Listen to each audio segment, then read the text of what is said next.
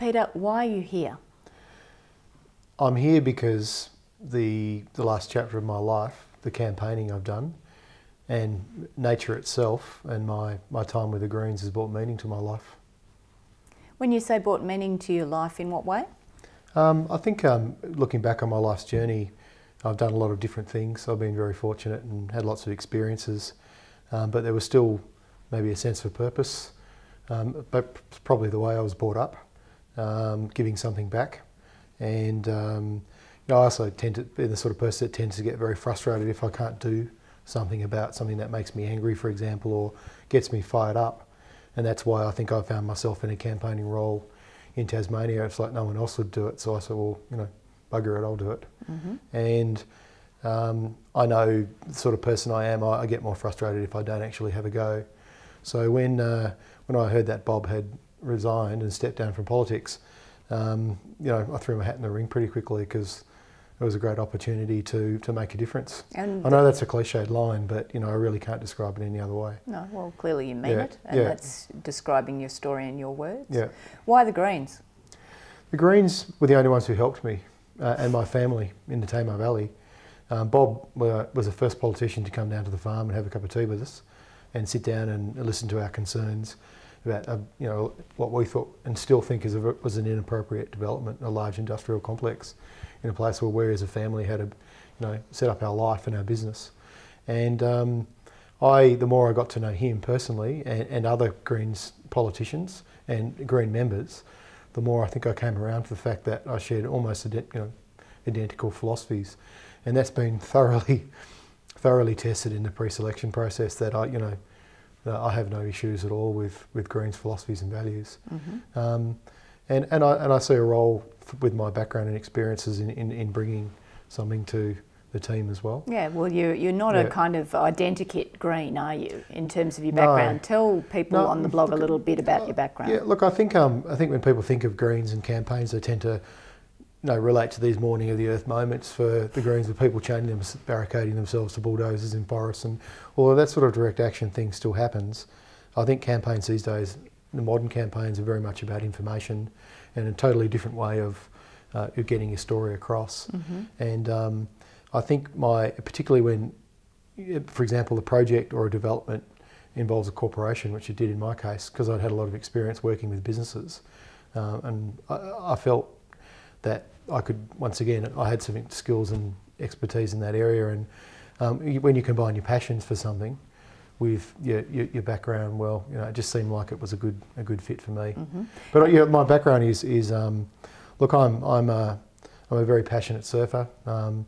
I've pretty much devoted most of my life, although I've worked pretty hard, devoted my life to getting around the world and surfing most of the world's oceans, and there's a few spots I haven't been, and that's still where I feel at my best, in the sea.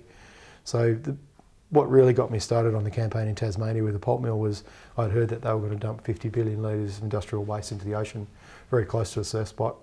It's your classic Tassie story, jumping the farmer's fence one day, chatting with the boys about whether they knew anything about it. Nobody seemed to know anything about it. And I said, I'll look into it. Phoned up Guns Limited, went and met with them, learnt more about it.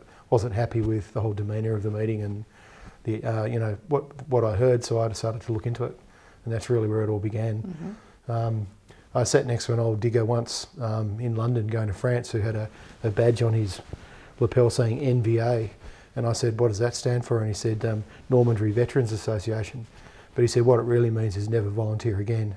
And I've always thought of that guy because once I put my hand up to do the marine conservation stuff, suddenly as an economist I was involved with looking at the the socio-economic impacts of this project, which wasn't assessed at any level, state or federal. And then I found myself campaigning with the Wilderness Society, the Greens, lots of other people, and look, I think I found myself there. Oh, that's great. And it is a bit corny, but it is part of a big family. Mm-hmm. I've got a lovely family anyway, but I make that very clear. Let's put that on the record. We love our families. And my wife's arriving here very shortly. That's right. But no, look, seriously, people like Christine and Bob have been a fantastic inspiration to me, and also some state MPs. I've got to work very closely with them. It's been a great privilege. Okay. And I'm still pinching myself that I'm actually sitting here in this chair today. Well, you're giving your first speech later on, so yeah, very yourself, shortly. You know? Yeah, that's right. Yeah. So, and economic policy is your background. Is that something that you intend to pursue here, or what's your policy? Policy's not my background.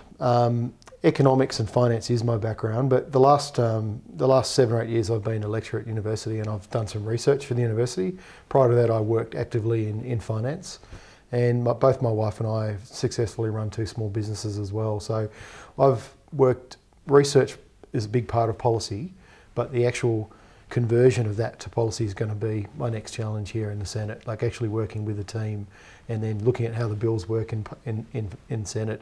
That's all. It's like something from Mars to me at the moment. So yeah, I've got a lot to learn there, but I've got great people helping me, so I'm pretty sure I'll get up to scratch. You'll navigate yourself okay, you reckon? Oh, I think so. I don't have a choice. So. And it's good to get fresh eyes on this place sometimes. So you've been here for a little bit now. Yeah. Glad to see you retrieved your luggage, by the way, the other day. That's excellent. Yeah, that's right. Those things happen to me all the time. Spilling coffee on my shirt before my press release. No, you name it, it happens to me. Don't worry, it's all good. What are your impressions of the place? Having been here a couple of minutes, I've noticed a couple of your tweets, and you seem to be saying it's a bit different. It's a real juxtaposition of the old traditional versus meeting people like the staffers who are really involved with new media, and it's fascinating. That's probably the best way to describe it. Mm-hmm. My brother, who's, I could give him a plug here, a celebrated author, was here last night. We went to dinner in the parliamentary MP's dining room, and on the way up we went through the main gallery, and he stopped and looked at it and said, "This looks like one of Saddam Hussein's palaces." He said, "I'd expect to see Marines sleeping on the floor." I thought, well, yeah, it's different. It's different to different things to different people. But so far, actually, I think it works. I think there's enough spaces with trees and open areas to tie it all together, as a place, as a people place, as something you feel. Yeah. But at the moment, I'm running on adrenaline, so it's just trying to get everything going. I'd like to maybe go out there and have a cup of tea one day and sit in the garden and you could go for a surf on Lake Burley Griffin, maybe. No, apparently there's some kite surfing that goes on there, but no, probably not. Plenty of other good places to go. Probably a bit flat. Last question, how are you about conflict? It's a very blokey, conflict-driven environment. Are you a biffo type of guy? Are you going to be happy in this environment, or is it going to really annoy you? Look, I've over the years I've changed so many times. I think I don't think that really gets you anywhere, being confrontational. The biff? Yeah, look, I get feisty and I get fired up, but I tend to take out my natural aggression surfing or on the punching bag. Not on George Brandis. No, and I've been a stay-at-home dad for 8 years now, and I figured if I can put up with kids, and no, really, seriously, it's all right. If I can get through that, I can get through anything. Yeah. So, I'll give as good as I get, but I'm very conscious of the fact that it is a privilege to be here, and I want to honour the Greens and the tradition that's gone before me. And I was speaking to Rosemary, the Senate clerk, the other day, and she said Bob he never got involved in all the boarding school sledging and things that happen in the Senate. He was always, very measured in what he did. And look, I think there's plenty of good role models for me there. So I'll hold my tongue as much as I can. As much as you can. On your Senator, thanks for joining us. Thank you very much.